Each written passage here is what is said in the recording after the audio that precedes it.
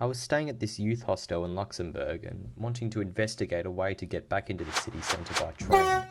So I looked at Google Maps and naturally just walked towards this station, Pfaffenthal-Kirchberg, if that's how you pronounce it. I doubt it is.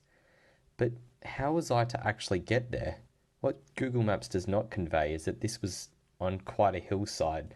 There was a river valley, and this railway line was sort of halfway up that river valley. So how was I to actually get to this station? In hindsight, it looks as though there was a quicker way than the one that I took, but definitely not a cooler way. So first I found myself at this little bridge over the railway line with a spot where you could look down at the railway lines and see the trains passing. So here's some footage from that.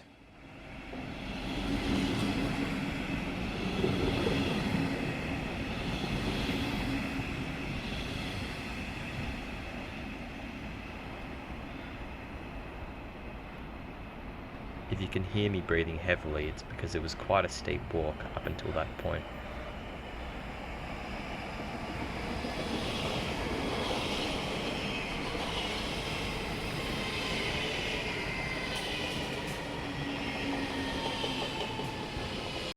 Having walked up this pedestrian bridge down here, I walked to the top of the hill where the road and tram bridge meets the station.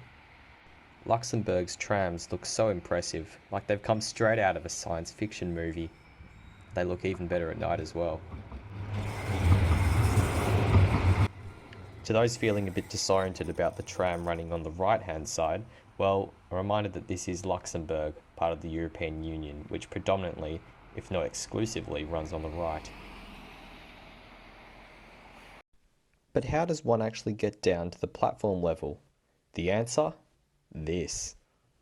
This is a funicular railway. It is used in very, very steep areas where ordinary rails would not work properly, so the trains are assisted in order to get up the hill. These vehicles look extremely futuristic, particularly because of how wide they are. Amazingly, these two trains actually pass each other in the middle of the funicular railway.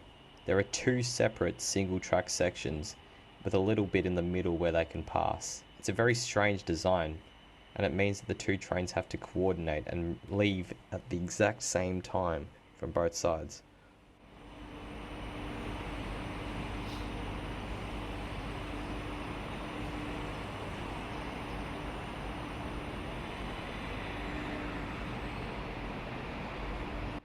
Now that it's here, let's check out the inside. There is so much space in one of these vehicles. I doubt that they'll ever be filled up.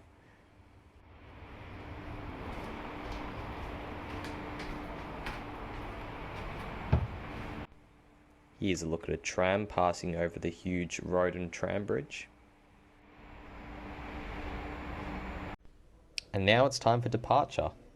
This video really doesn't convey just how steep this railway line really is.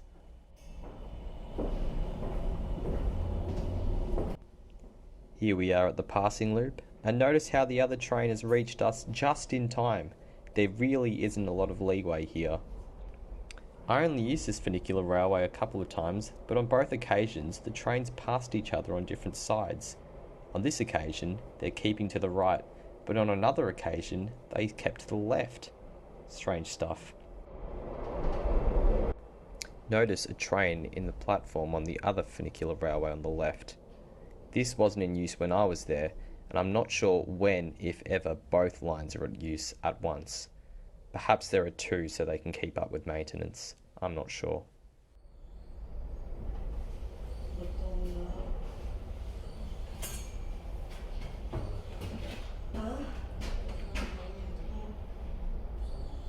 Now we have reached this concourse here.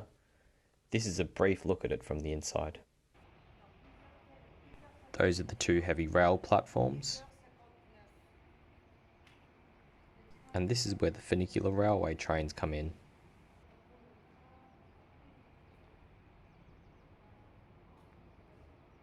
Finally, we reach heavy rail platform level. Here is a double-decker train coming in.